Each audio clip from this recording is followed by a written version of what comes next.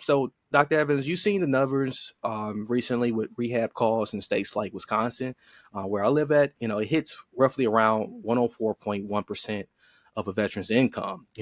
That's like asking a soldier to scale a financial Everest with no gear. Can you, for the audience and as well as for myself, paint a picture of this chasm for us? What it means for a vet trying to break free from addiction. Um, the reality, Marcus, is it's systematic, right? Like there are Right. so many different layers to this challenge, and I'm a infectious disease and addiction medicine doc, and we saw this challenge when it came to accessing HIV medications, particularly in places like sub-Saharan Africa, from like the 90s to the 2010s. The Yeah. majority of the folks that needed the care didn't have access to it because they didn't have the purchasing power to access it. But just starting from that first layer, from the payers, when you just reference the 104% of the average sort of salary, in order Mm. to sort of access that care. The reality is because a lot of those payers out there are only going to be accepting certain insurance, right? Yeah. So they're often not going to be accepting veterans VA insurance. They're often not accepting Medicaid, and or Medicare. And so that's a big challenge, and it's not necessarily the fault of the rehab. It's the fault really of the system, right? Like the way Right. that Medicaid is set up. I'm based in California, but we have a lot of challenges here. The problem is a lot of them, because of the way the systems are set up, Medicaid, Mm. VA not being able to cover it. A lot of them are for profit, right? And Right. so and so a lot of those expenses have to come out of pocket, right? And a lot of folks just don't have the funding to do it, which makes a lot of sense.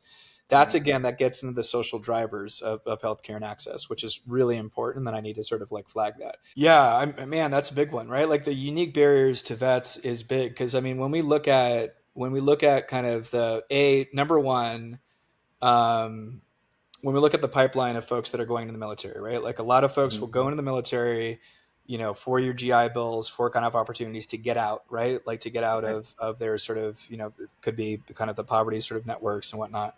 You don't see it as often. I'm not saying across the board, but you don't see it as often in kind of more privileged or sort of more wealthier sort of neighborhoods. All of these sort of systematic sort of barriers to access.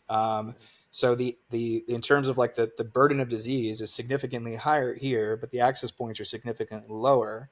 Mhm. Having the VA is a really let's say it has the potential to be an incredible system, and folks that a lot of the vets that do use it like it for a number of reasons. It's mostly because of the solidarity. It's mostly because Right. of the connection to connect with other vets and stuff like that. It's mostly that. I did half of my training at the VA, and folks loved going to the VA. The problem is it's everything else that we talked about. They're not staffed up appropriately. They don't, and then you get in the executive orders and all that, and it just gets like weirder. So you have again this feeder of all these sort of challenges coming into this sort of like this output, and then once they get out, they don't have the tools to really connect to these different sort of services. And the final thing I'll say is and I think it's changing, but Mhm. reaching out for vets to reach out, vets are trained to be warriors, to be tough, to be macho, right?